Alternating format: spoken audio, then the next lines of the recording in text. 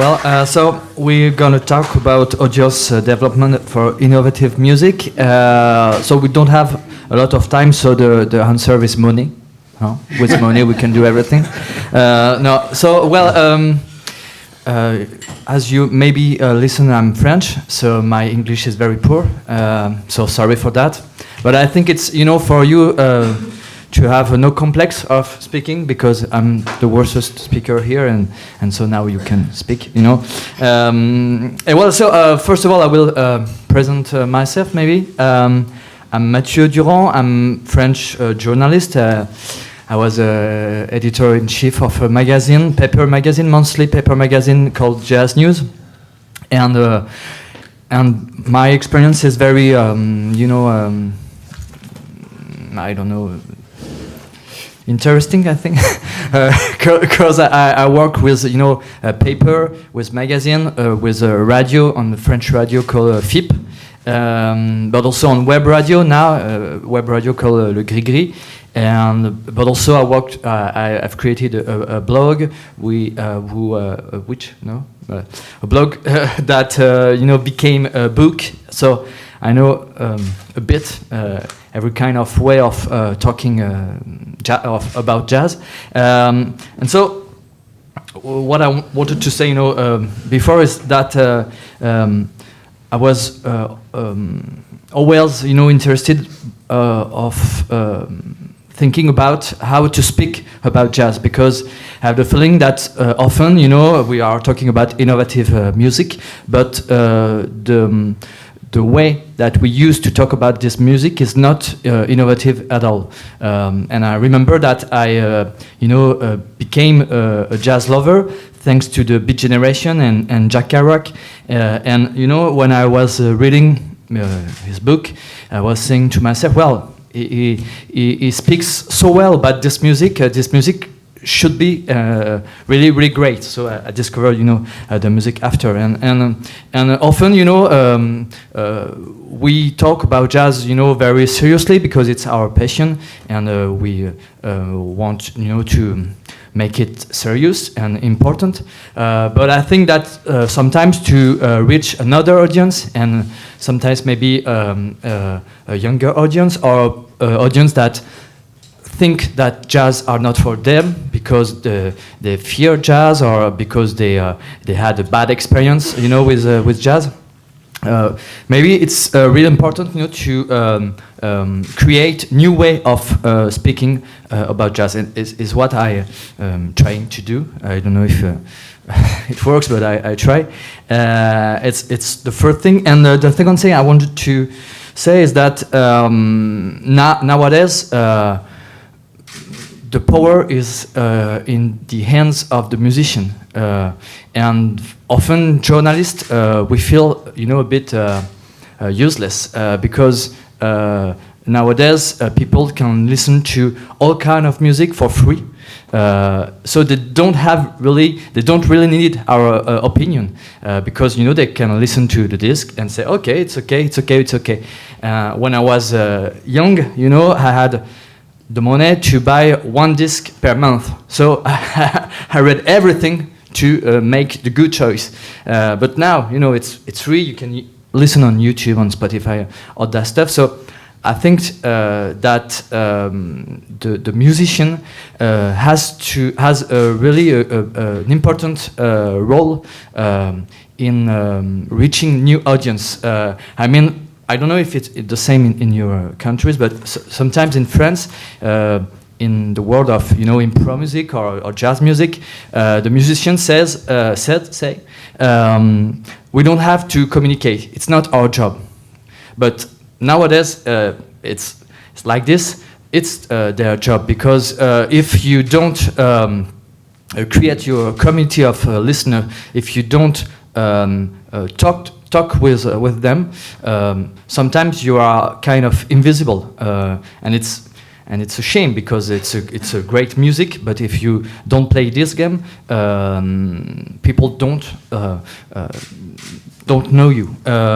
So it's something that I want to talk with you. This, I think it's really a big changement here, changement. The fact that the musicians could have the power to reach the audience. And the last thing, and then I let my colleagues speaking, but is that sometimes in that kind of public roundtable, we always talk about the bad things. And I wanted also to talk about things that are working, and to share our experience of things that are working. And for instance, since a few months in Paris, there is a new venue called La Gare, and it's an old train station in Paris. And they made something that didn't exist in Paris. That is to say, a place where beer are not expensive, where the entrance is free, and where young people don't have fear to come, and every day it's busy with the same artists that don't have audience in the other places, in the other venues in Paris. So I think that innovative music always sometimes is something that people fear. When I just talk with my friends saying that I'm working in jazz and in improv music, sometimes they say, "Oh, my poor guy, it's like like if it was prison," but it's not, and because they fear this music, and the fear stops the curiosity, and I think that it's important to talk to every generation with the word of the generation, with the references of the generation. For instance, I know that there are a lot of things that my generation understands when I make jokes, for instance, and I know that they will have the curiosity, to discover this kind of music if I use the same jokes that they have. Well, it was the thing. So now I'm finished, but I will talk, about later. So maybe Ellen Cranitch, you could maybe present yourself and describe your experience with the audience, and reaching new audience. Okay. My name is Ellen Cranitch. I'm from Dublin City. My job in the daytime is as a radio presenter and a producer with RTE, the national broadcaster. In my spare time, which is this much, I'm the artistic director of the Galway Jazz Festival. Galway, some of you may have been lucky enough to visit Galway. It's a beautiful city, small city on the west coast of Ireland. For the past 16 years, there's been a jazz festival there. About 5 years ago, the jazz festival started taking a downturn. The people who run it, as we still do, were just exhausted because it's all voluntary effort. So there was a running out of energy and funding. So the festival lost its funding, and the people who ran it backed off. It was taken over by a new team of 2 people. I wasn't on board at that point.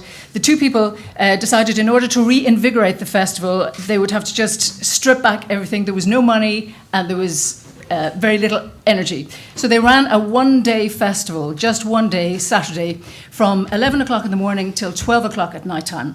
Maybe there was about 6 events of all different kinds, run on a tiny, tiny budget.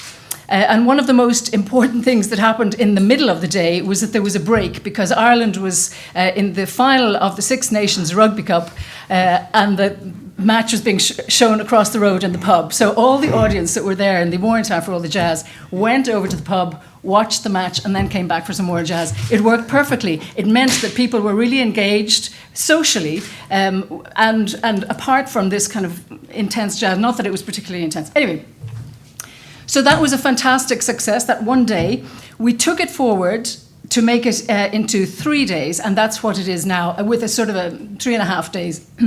We have found over the past, Mathieu said a couple of really interesting things. He used the word fear, and we found that even though Galway is a city full of arts, there's a major arts festival there every year. It's a university city. There's a lot of incredible theatre and literature going on there, but jazz was very unrepresented. There wasn't much jazz going on. But that was to our advantage because we found that people were hungry for new experiences of jazz, new experiences of improvised music. So we hit it at a right time. 5 years ago, it was perfect. We were able to kind of present interesting music to people who were curious. And that was the real gem that we had working for us. So what we did was program really, if I may say, creatively and ambitiously. We didn't say, oh, well, we'll give them something that's kind of, vanilla, and that'll be lovely, they'll understand. We went in full on, but we were able to kind of talk to people, person to person. We did an awful lot of audience research. We went around the city talking to restaurants and saying, would you like to have a jazz gig in your restaurant? Not the piano tree in the corner while people are eating spaghetti, but something else. Just a small restaurant, clear the tables and have a little small intimate gig. So we did. We developed a strand of one person, one musician in tiny venues. So the venue might be this size, one person playing, which means that you're this close to the audience, so that you as an audience can kind of talk to me as a musician, I can talk to you. So already we know each other in the afternoon. At the bigger gig that musician is playing that night, that audience person is in. They're going to come to it because they've met them and they've joked and they've said, oh my goodness, where are you from, blah, blah. Already there's a relationship established. That works so well, that kind of intimate connection with people around the town. Also, because in Galway, there's a big food industry, right? A couple of Michelin-starred restaurants. The food people, we were able to kind of entice them in and say, look, money was tight, as always, as you said. The money is always tight. We were able to say, look, we don't want money. We can't afford, you can't afford to give us money to run a festival, but will you feed the artists? So the artists that came to Galway would be sure that they would get a Michelin-starred meal at the end of their gig. So that meant it was very attractive to musicians. Now, we were sure to pay everybody absolutely properly. We paid the musicians very well. That was a priority because, musicians get paid buttons compared to classical musicians who are doing the same kind of gig. Anyway, so all of that meant that we were targeting, and I hate to use that word because it's quite a violent word, but we were throwing the net out to people who were foodies in Galway, interested in their restaurants. We also, one of the early gigs we ran was the Trondheim Voices in a beautiful church with a beautiful acoustic in Galway City, right in the middle of Galway City. By doing that, we were able to connect with the choral community, right, the classical choral. There's a lot of choirs in there. We were able to say, look, come along to this. You might like it, you mightn't, but do just give it a try. We were also connecting with the religious community, the church, the people who run the church and their congregations. They said, okay, we'll drop along. So they came. There were two constituencies of audience who never would have gone to a jazz gig. They came to the Trondheim Voices. We were able to say while they were there, after the gig, did you like that? What did you like about it? What do you think you would like to dip your toes into some more jazz? Well, what you really like is the gig that's happening tomorrow night in the Druid Arts Centre or wherever it was. So by making personal connections and using creative programming, we were able to spread the jazz word very wide in Galway. And now, 5 years on, we have capacity audience. Pretty much everything we put on, we sell out.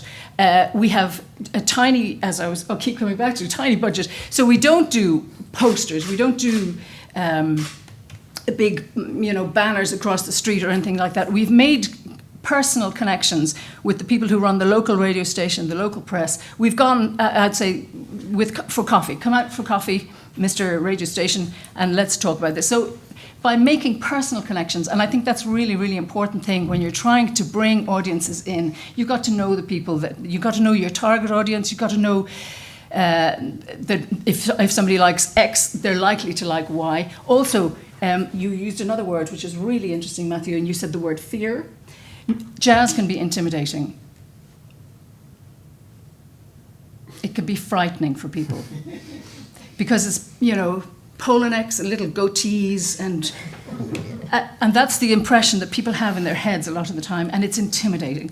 So we wanted to say, look, jazz is, sometimes it's like that, but it's not always like that. And just because it's like that doesn't mean that you can't embrace the other characteristics of it, the other presentations of it. So we're very happy in 5 years to have established an intelligent, curious, loyal, frank, forthright and opinionated audience. They'll come back year after year. Hopefully, we don't take anything for granted, but they will come back year after year because they can trust that we are nice people. We always greet people at the start of concert. Personally, we go around and say hi.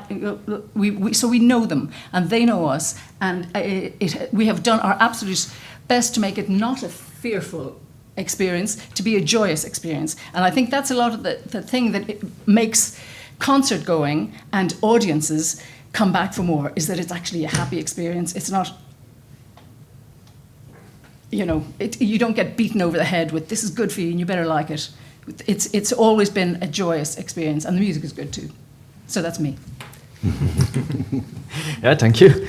It's very interesting because I feel that for instance in Lagar, the venue that called Paris, it's saying that music is also a social experience. It's not only music, and sometimes I have the feeling that sometimes we forget it. In innovative music, and we say, well, our music is really really great, so people will like it, but. When you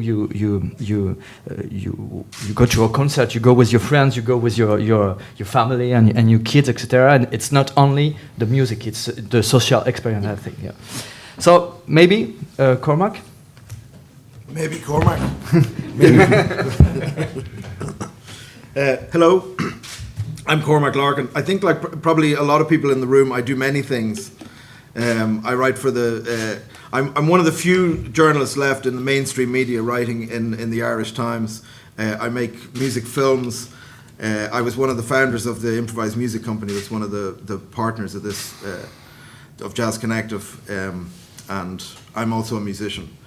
I want to make a couple of philosophical points first, and then I'm going to tell you a little bit about a concert series that I run. The philosophical points. This was to be a round table, and I think it's interesting to note that we've arranged ourselves in a hierarchy. That this is actually a square table, and we're all sitting looking at you, and you're all sitting listening. And really, it would be very interesting for us to kind of sit in the round and be more collective about this process, I think. The other just introductory point I wanted to make was I want to thank all the non-English speakers for letting us all speak English. I think that we native English speakers have a huge advantage at these gatherings, and so I really appreciate everyone and such great English, of course. I always find that in the jazz community. I think that jazz encourages people to learn English, for whatever reason. So thank you all for that.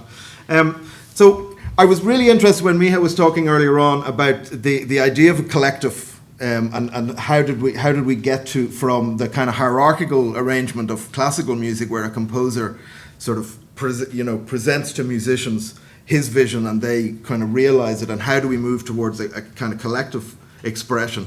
And it's something that I think it's actually in danger at the moment, because jazz has kind of retreated into an academy to an extent. And young musicians are now being encouraged to become composers. There's so much composition going on, and there's so much emphasis on people realizing their own individual expression. And we're in danger of losing this collective spirit of the music that I think would have drawn a lot of us into it. I was writing a piece about Blue Note. Blue Note, as you probably know, had their anniversary. I can't remember what it was, but they had their anniversary recently. And it was striking, going back and looking at that music, how a relatively small community of Black American musicians in New York, over a period of maybe 20 years, created the music that we all regard as kind of classic jazz. And it was based on a collective endeavor.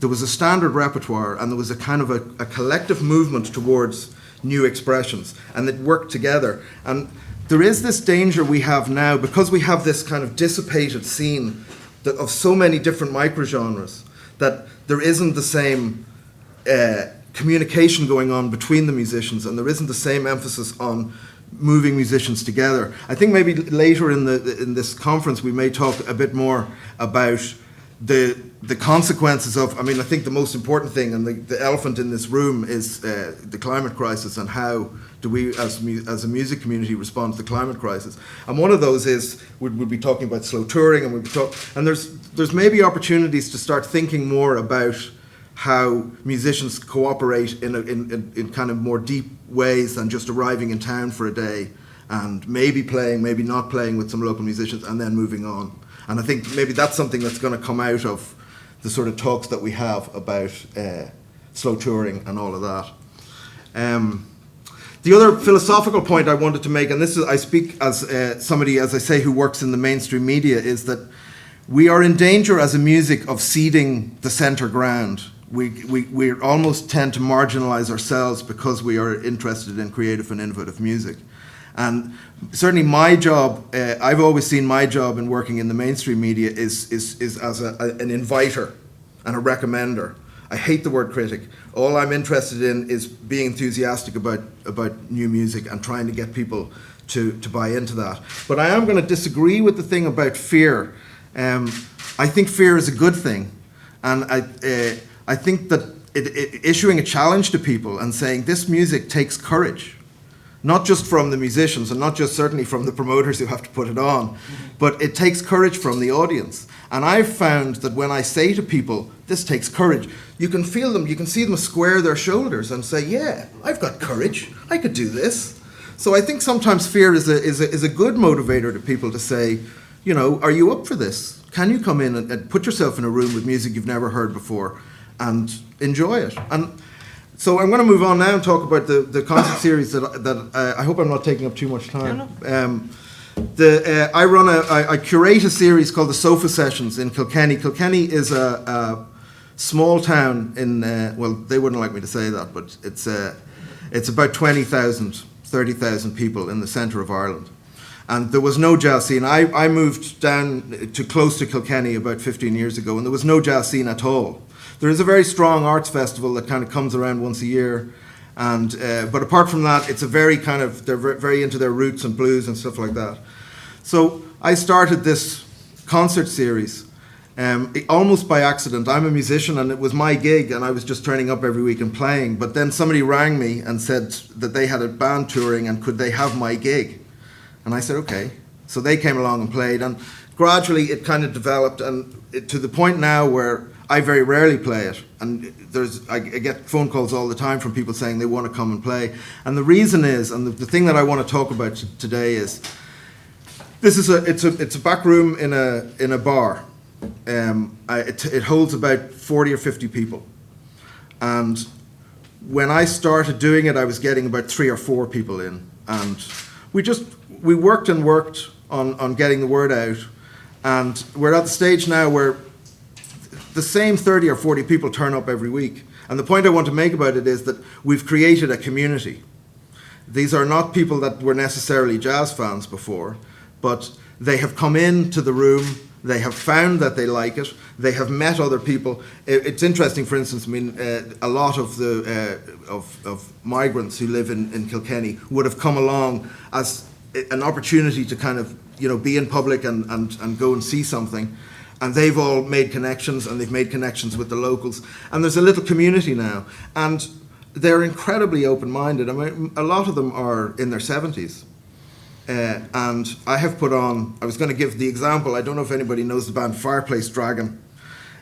Simon German, bassist based in Brooklyn. Keisuke Matsuno, who's a guitarist in Berlin. And Matthew Jacobson, who's a Dublin drummer. And it's certainly as far out as I've ever put on. And I remember setting the concert up and then watching my audience assemble and going, what is going to happen now when this music starts? Because it was going to be free, chaotic, you know, music.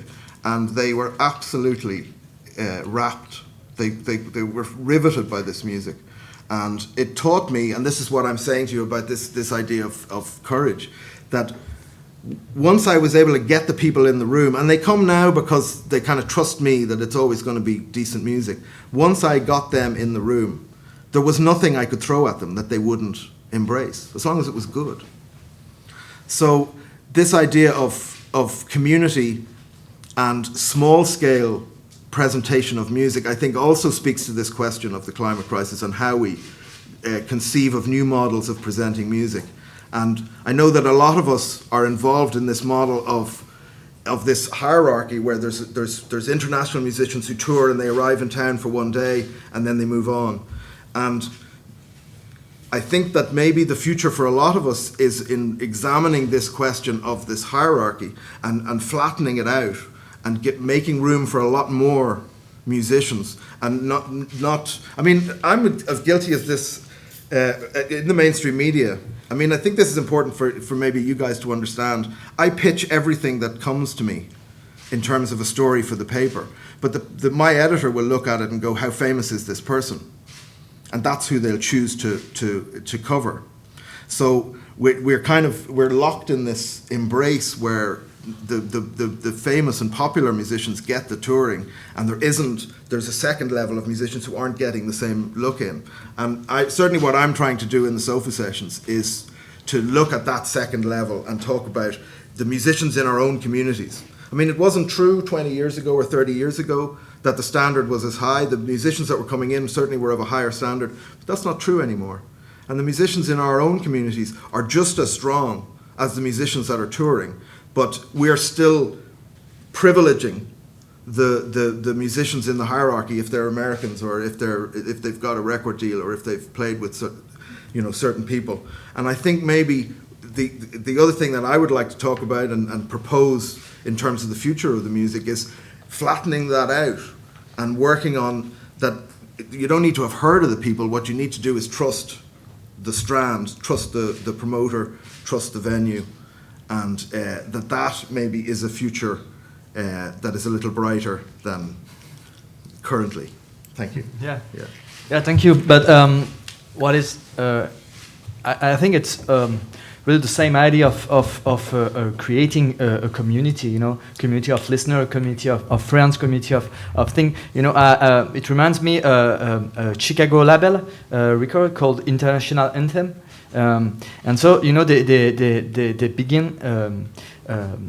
They had the chance, to book some musicians in a lounge restaurant or lounge coffee, and so the restaurant, it was like expensive restaurant, so they thought that they would book traditional jazz, but they didn't. They booked free jazz or improv jazz or thing very different, and it became an habit, and for the restaurant, it say, "Oh, okay," because more and more, the community of listener and people were coming to the restaurant, saying, "Oh, well, there is different music in the restaurant, and not only the same music than everywhere." And it's very interesting because on the other end, they told me that with Bandcamp. They've created another community, but it's a worldwide community, and they were sometimes more famous in Japan or in France than they were, in Chicago. And for instance, I don't know if it's the same, but I think it's especially in France. For instance, in France, musicians they don't want to sell in Bandcamp, and I think it's a shame because. These new technologies, help you to reach other people, other audience, and something which is maybe good because it's more, as you say, you were talking about it, and it's interesting, the climate and the ecology in the slaughter, and you can reach people, and maybe you can go to you can organize, a tour where you can make a lot of that because you have already your audience, in other countries. I don't know if it's clear, but it's clear in my head. But So thank you. Well, I know, for instance, Shane Latimer, I don't know if Shane's here, but Shane did the Kenosha Kid. There's a guitarist called Dan Nettles from Athens, Georgia. And he came to Ireland a couple of weeks ago, and rather than come with a band and present what he was presenting, what he did was he workshopped with musicians that he had connected with before, friends of his. And Kenosha Kid kind of forms around him wherever he goes. And he kind of teaches them his music and then takes something from them. And they did a tour then of sort of 6 states around Ireland. And it was fantastic. And Dan Nettles was not the best musician on the stage. In fact, he inspired the Irish musicians. And I thought that was a really interesting, you know, and kind of more inclusive kind of model for the music. Yeah. Thank you. Miha, it's your turn. Yeah. Let's continue. Let's get on to number 4. Number 4. Horizontal level is very, very important, I see. And before speaking about my more personal approach, I must happily consider that in Slovenia, especially in Ljubljana and certain small spaces, as just finished Jazz Connective now, we were able to establish quite nice community, of course, with constant problems with audiences, with re-questioning how to attract more people. But on the horizontal level, we can speak about the scene, especially we are happy last 10, 15 years, the appearance of new musicians as well. Before, there were years and years of only reflection, of presenting, of organizing, even of the stronger theory than appearance of music itself. Nowadays, we can talk about, from the distant point of view at least, of course, there are always problems about the community that consists also, besides journalists, presenters, organizers, by musicians that are also going abroad, shaping new forms of collaboration, etc. In town especially, we have quite radical, innovative, always questioning 2 festivals like Druga Godba right now and the Jazz Festival of Ljubljana that will celebrate its 60th edition, and it's one of the oldest in Europe. So this is presented every year in June. My story, despite being involved in it, as former editor by Jeunesse Musicale, as the journalist, as the radio host, as the part of the program board on Jazz Connective, is very specific through these decades. And before coming to the audience questions, I must say that it's quite weird, this personal story, because I'm coming from the strictly classical field. I was even on competition with clarinet, besides studying other things like anthropology, sociology of culture. So from the first hand, I experienced this pressure that is more connected to sport than with music, and but it helped me a lot, this experience. And from this classical field, even I remember end of the 80s, early 90s, writing articles for the opera programs about new premieres, etc., etc., writing a lot about film music. The whole 90s I spent mostly in the film archive. I became also quite specialized in early cinema, in silence, and this next step, beside classical, was silent films with new music. And especially from film music in general, especially while presenting radical events accompanying silent films, I all of a sudden came into the field of jazz and beyond as well. And my close encounter with improvised music and free jazz and all this stuff beyond and noise and avant stuff is closely connected with the cinema. What is quite unusual approach, but as this classical period, this period 3, when I ran also concerts in specific area you experienced yesterday. You will in another club, in the club next door. I run concerts for 20 years that are also jazz and beyond, so not only freely improvised music, free jazz, but could be also noisy event, noise rock, avant rock, etc., with kind of serious joy while putting to the audience, while giving the audience some tricky events. And I must stress that my personal, I hope it will not sound superficial, but I'm ambivalent towards the audience in many senses, saying if it's not good for me when studying, when thinking about how to present, how to shape double bill, how to shape triple bill, how to collaborate with Jazz Festival, how to collaborate with City of Women Festival, who to attract, who to invite. If it's not good for myself, it's not good for my closer friends, closer community, then it's not even good for the broader audience.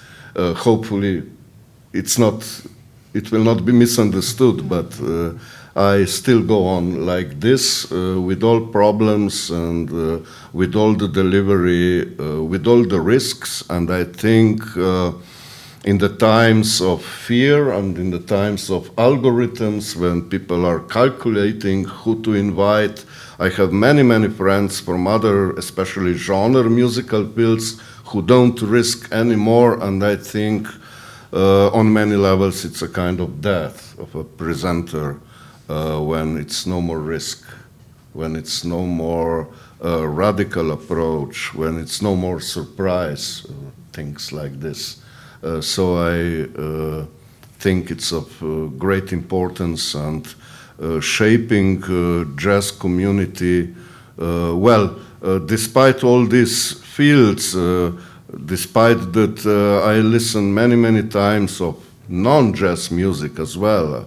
I'm also very into, besides things I said, into cabaret stuff, into some weird music from the different eras. The jazz community is important for me, and despite all these facts, some people observe me as the person from jazz field. But I must stress that in general, whenever somebody says to me, you're a jazzer, you're from the jazz fields, I see in the eyes that it's written some other jazz in those eyes, something mellow, something smooth. I'm not interested at all. And it's another weird observation one can observe and talk about. The audience in this environment I'm briefly describing has problems with mainstream media, national television, its decline, also mainstream newspapers, its decline of coverage. It's sporadic, but we are very happy. I must stress again that a radio student in Ljubljana covers a lot of these musics we are talking about. Despite all the crisis, we can follow, kind of continue from the 70s on in coverage. That is very important. I never know what is exact influence, especially in the times of lack of the audience, but somehow it is influential, even in the times of the fear of non-risk and in the times when people don't trust authority in music. This is maybe the third aspect of nowadays I could mention, and maybe I will talk more a bit later. Yeah. But maybe I think that now there are new authorities. For instance, I talked with a French guitar player called Noël Akchoté, Okay. And he told me that now all his discs are on Bandcamp, and it was before on the label Winter and Winter. And he said, well, now I have a direct contact with my listener. I have direct money in my pocket. And also, I've seen that when, the people, the listener, I want to say even the real listener in a way, made commentaries, he sees that they are more, they have more influence, than a review in a jazz magazine. Instead of authorities, we have influencers. Yeah. It's a terrible word. No, I was just going to add, you made a perfect point, actually. Radio is the perfect medium for dissemination of jazz and improvised music. There's television, forget it, it doesn't work. Well, I mean, it can work, but it doesn't bring in the audience. But radio is perfect because you can engage with the music whilst you're moving about your life. It doesn't require a massive commitment, but at the same time, that's not to say that you're not connecting with it. So it's a very valuable tool, and also with curated radio, you're putting your trust in Miha or in Miha as a radio presenter to create a playlist with a kind of contour, with thought and with shape. A lot of the time, the Bandcamps and Spotifys can be random, and you which can be a great thing because you go up avenues that you mightn't otherwise go up. But I think if you have somebody on radio or making something that you trust or that Miha is going to do this between 3 and 4 in the afternoon, I know that there's something that's going to engage me through that. It's a great thing, and I think it really is a wonderful tool for jazz players or improvised music players. And they need to kind of get up to the plate and say to radio people, look, let's do this. I think they've got to be a lot more proactive. I do find that sometimes musicians themselves can be a little bit wishy-washy about kind of making audiences for themselves and just hoping that the universe will be kind to them, and it's not always that way, unfortunately. I totally agree, and especially about this thing, I remember, talking with musicians that for instance, were not making ad for their concert, on Facebook or on Twitter or that thing, and I was saying, but why? You think that it's not only the venue, it's not only the label.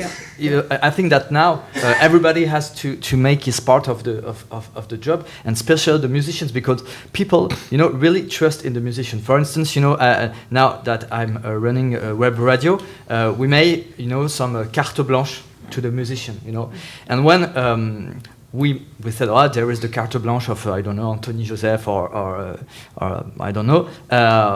When it's us, we have a bit we have listeners, but not so much. But when it's the musicians that is saying, well, this web radio is cool, here's my carte blanche, or here's my concert, people really trust them, and I think it's really a very important word that we have talk about is the trust, and a good festival or a good radio show or a good magazine is something that are really making the link with the listener. And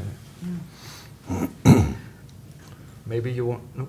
Well, I think there's always a danger, as I was saying earlier on about seeding the middle ground, there's always a danger that we end up speaking to each other, and certainly, I mean, one of the main audience for this music is other musicians, and we can end up in a sort of an echo chamber.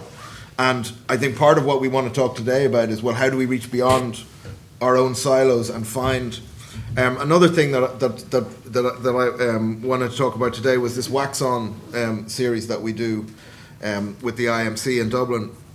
It's a listening club, and we kind of intentionally set it up to identify, to go straight for the icons of jazz that people would have heard of. So I think the first one we did was Wax On Miles Davis, and the idea of it is we play from vinyl in a room. It's like a listening night, And I moderate a panel with two musicians who will have something to say about the music. But I think the crucial thing is there's this cohort of people who are just beyond us and just beyond our current audience, who are like have their noses pressed up against the window of jazz. And we were talking earlier on about fear. They're looking for a way in. They're looking for the handle to the door to come in. And if they are intimidated, it's because they've never heard the music spoken about. They've never been in a room with other people like themselves who enjoy the music. So what Wax On does, and it's been very gratifying. I remember when we started doing it, I thought that I would end up knowing everyone in the audience. But in fact, all the musicians and all the audience, they've stayed away. They're like, I don't want to hear about Miles Davis. And what we're getting is these people who are the next cohort. And so Wax On, I guess, is an example, and it's not the only example, but it's an example of offering people the handle to the door, a way in, hearing this music talked about. And crucially, when they hear musicians talking about their own experience, and I try to make it very emotional, I try to ask people, how do you feel about this, and how did the music affect you when you heard it first? And when people hear that, pennies drop. You can hear it, people going, oh yeah, okay, I get it now. And they go home and they, and of course, I always try to end it, although we're listening to recorded music, I always try to end it by flagging what the local live music that's coming up is, and saying to people, if you like what you hear and if you want to be part of this community, then get out and see live music. So, there's the connection between that you can play someone a track from Kind of Blue and get them to go to a concert the next week. And it's been very successful, and thanks to Kenneth Colleen for involving me in it. So it seems it's a reinvention of these listening rooms. They were before, and now they're coming again. At least for this country, for this town, I can say that end of the 70s, we had such events for this type of music. Yes, and it seems that they were these are coming times. They were destroyed by the ubiquity of music through streaming. And so people, like, it's an opportunity. It's a vinyl record. I think that's another thing you often hear from younger musicians, that, like, those of us over 50, say, our experience of the music was that records were hard to get and they came one at a time and you played it till it was worn out. Whereas that's obviously, and this has been much discussed elsewhere, younger musicians don't experience music that way. So Wax On was a kind of an opportunity for people to actually see what was this like, where you went into a room and you dropped a needle on a piece of vinyl and heard that crackle, and then listened to the music. And it's an opportunity to kind of reconnect with that way that we used to listen to music. Now, when you mentioned vinyls, I have a friend who runs the shop in Ljubljana, and he was very angry because with tons of vinyls, he also second-hand, he said, Miha, this is impossible. All the youngsters that come in the shop, they want Pink Floyd. The great majority, so he could sell only this. He said, it's incredible how the approach changed and why they want just this among tons of vinyls he has there. And do you mean that it's something that was old, that's what they wanted? Now it's a revival of buying vinyls. They bought gramophone, they have turntable, and their wish is Pink Floyd, basically. This is majority in the shop of the youngsters. Yeah. Yeah, but in France we have also another kind of experience, because there is for instance, a lot of record shop that make reeditions of forgotten disc, and it's very, very popular. They pop. No, it's not Beyonce, but it's there are a lot of people that want to discover. Because I think that there is this I don't know the word, but this idea of rarity.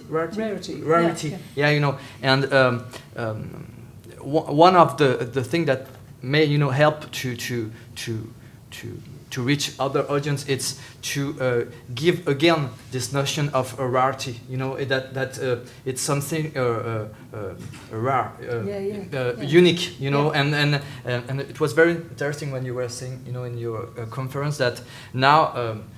Everything is the same. There are a lot of songs. We have music everywhere, and so music is no more something rare. You know, it's something that you can find everywhere. So I think that if we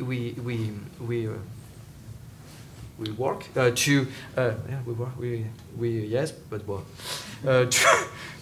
we work to make it again rare and unique. It could be, you know, attracting for the people. But in some ways as well, though, the idea of rarity is over. I mean, I always laugh when you see a YouTube clip and somebody has put rare footage of whatever, and you go, this is now everywhere at all time. It's ubiquitous. There is no, this can't be rare if you've put it on the internet, you know?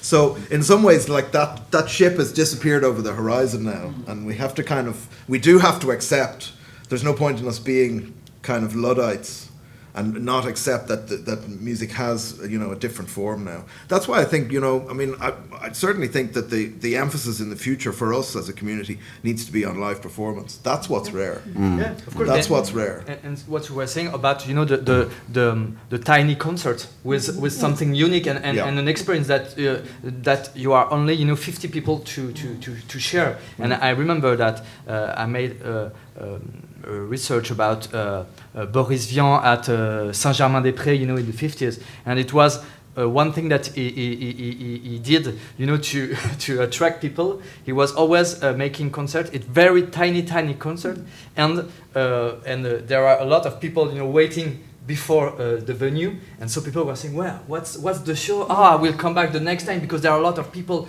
that can't go in the concert. So and I think it's a trick. But it's a good trick because you arise curiosity, and also you give a unique experience to the listener. So. Yeah. I'd be interested as well to hear opinions in the room about this question of, I've started to ban cameras and recording devices from the concerts that I put on.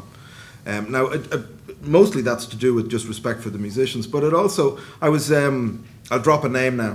I was interviewing Pat Metheny last year, and some of you may have heard of him. But he was talking about how he used to be a guy that would go to jam sessions in New York. He would just turn up and play. He doesn't do it anymore because he knows there'll be a camera there, and every note that he plays will end up on the internet. So he's not doing it for that reason. So I think, I don't know what other people are doing in their concerts, and it's a delicate enough negotiation, because in some ways you want people who are coming to take a photograph or to post 5 seconds of the music and say, this is great, you should come and check it out. But on another level, we preserve the rarity of what we're doing by saying, well, the only way to access this is to get in the room, you know. I don't know if anyone else has. I remember I did a tour with Dominique Pifarelli, so Charlotte from Helsinki.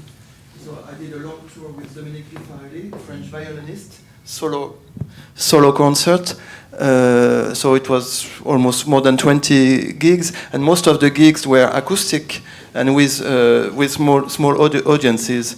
So I said to the audience, please forget about your mobile phones, switch off. And if you want to take pictures with Dominique at the end or after the concert, but not during the concert, because it's acoustic violin and it destroys everything. So we had very, very good concerts, and all was improvised, and then it was the rule of the game. So no phones, and because there's such a strong temptation to put up a camera and stream your concerts and say, you know, but in fact maybe we're killing ourselves by doing that. Yes, because it's not possible. Said it's not possible. Forget, and then you will experience something else.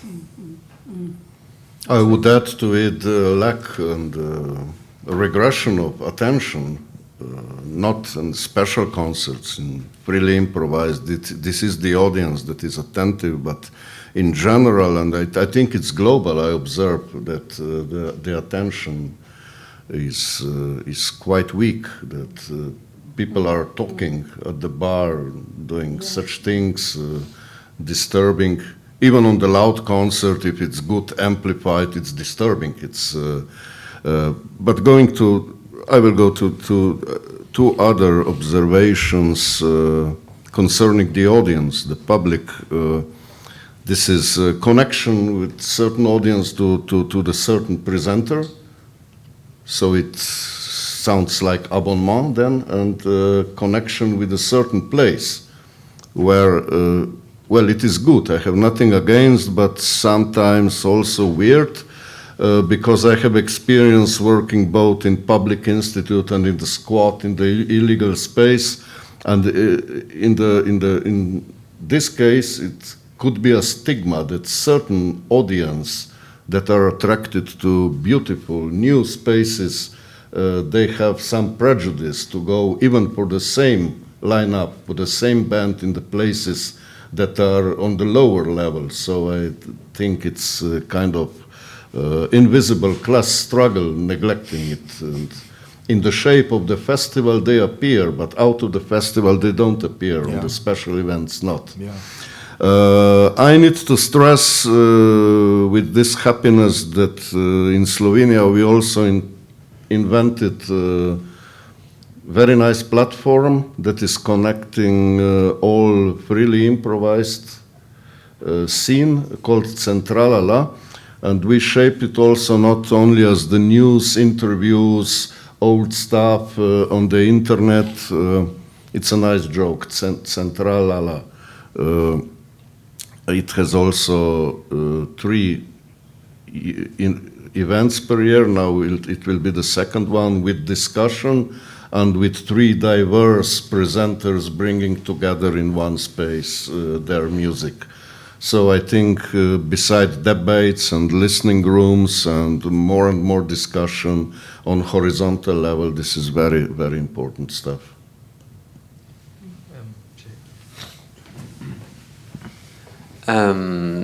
Yeah, I just wanted to go back on this video thing we talked about, which is not the main point of the topic, so I'll try to follow back with a more philosophical ideas of the core of our topic. I'm working at the Periscope as a PR manager, so we are now at the moment trying to reach that gap when we want to attract new audiences, because we have a strong community following the Periscope and the venue with the shows we do and everything. And each time you've got someone new coming to Periscope, or at least most of the time, people will appreciate the place. They will appreciate the fact that there is this community feeling of conviviality and that they feel at ease.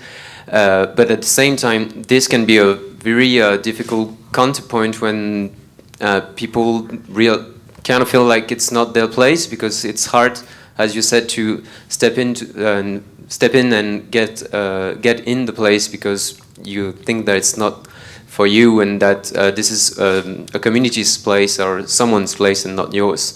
So I think we'll try this video thing just to show popping You're up. saying that video gives people a chance to see what it looks like in the room. Yeah, just like, oh, okay, there was a show and it wasn't the jazz I thought about it was, or I saw people dancing at the shows and it looked fun, or I know that my sister went and she shared that video thing and thought, oh, well, cool, that looks nice. And I'm totally not a video or that kind of content fan, but I'm a PR manager, so I gotta try. And I should say, I mean, I'm not talking about that video is wrong. That's my business, is making videos. But when the musicians come to me and want a film, then I'm really interested in that, and they decide what goes out and they control the process. That's a whole different thing. Yeah. Yeah. Compared to live stream, yeah, totally. That was my phone.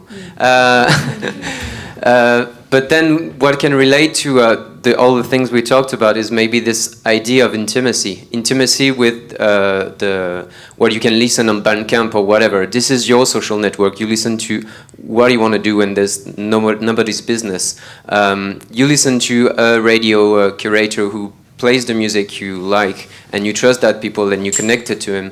And I think that's one of the main topic of the intimacy of music. If now's music can be listenable anywhere with full types of music all the time, we clearly lose one of its main goal, I would say, is to touch and to and provoke something to audiences. So I think this whole intimacy idea is something to always have in mind. If I go to a festival, it's because people told me it was good times and that they really felt something good, that I know these people, I know that I may like it as well. So we probably should try, as we try to engage audience on social networks, maybe we should try as well to engage them in real life as well. If you like the show, tell the people you like it. If you like what we do, please come again, and we're doing this for you, we're doing this for the musicians, etc. That's you're absolutely right. I think the personal connection is vital, and both Cormac runs his series of concerts in a very small town. You know, it's almost a city, but it's small, and likewise Galway is small compared to Dublin, right, which is the capital city of Ireland. Who sometimes, to be honest, unless Pat Metheny rocks into town, struggles with filling a gig. What I think a model for bigger cities would be is to have tiny little gigs in the suburbs, in your local cafe, and I know that musicians are, anytime we've approached anybody that has come to our festival to play, listen, could you add a tiny little gig to your proper gig? Everybody is so willing and so happy about being asked to engage with 12 people in a small room. I think to build on tiny little increments is a really valuable thing, rather than kind of put on a gig in a big centre where you're constantly fretting, biting your nails about, are you going to fill, are you going to be able to pay the musicians, are you going to run into debt or whatever. But little tiny steps build big blocks. If that's not a mixed metaphor, which it is, but it means there's a connection, and when you can establish a personal connection between a musician and a listener, it is valuable and it lasts. And particularly, we also, sorry to talk about Galway again, but we run a series of what are called cushion concerts for small people, little tinies, 5 and 6 year olds, who bring along, all you have to do is bring along a cushion into they actually take place in pubs, so it's not ideal, but so these little tiny, bring their own cushion and somebody will play saxophone for 20 minutes. And they go, this might be a kind of world-class tenor player, will play solo saxophone for these little children, and then they go away and they will never forget it. And then, you know, already they're curious. They're curious about what this musician that they've met is going to do next, or what they're making, or the people they're playing with. It's really, it starts small, I think. Yeah, I agree. I think there's also a beautiful point to be made, and just talking about what Bandon's saying there about intimacy, the difference between intimacy and isolation. So many people are accessing music now through earbuds, and the listening club that we have, one of the points that I always make, and I always feel it in the room, that when you listen in company with other people, you borrow their ears. You know, you can kind of, like, I love it because I may be hearing a record that I've heard 1,000 times, but when I play it to a room when there's people who have never heard it before, I hear it again, anew. And so, like, the idea of lending other people your ears and borrowing other people's ears, the difference between that and accessing your music through earbuds, I think is huge, and it's a kind of a thing that we can offer as what is unique about live music. Listen in a room with other people, be part of that experience. Yeah. Yeah, it's funny because I have the feeling that what we're saying is it's maybe like a kind of a political work, you know. I have the feeling that this kind of thing, you know, beginning small and talking with people, it's even like you know, someone who wants to be elected and that has to talk to people and and it's very important, because I have the feeling also that we ask the question about the audience because we like and love this music, and we feel maybe a kind of mission, you know, to like the apostles of Jesus Christ, you know. And I have the feeling that there is something like this, and it's why we are you know, talking about this, because I never listened to someone who likes, I don't know, only rock music or hip hop music, saying, well, I want to talk about people how this music is cool. You know, they don't care. They listen to their music, but they don't feel a mission, you know, to promote the music and tell to the people that maybe it's good to listen to music that doesn't make you comfortable, but that make surprise you, or you know. And I think, well, Yeah. it's my Matthew, I kind. think Tony wanted to make a point there. Oh yeah. Yes. What's the microphone?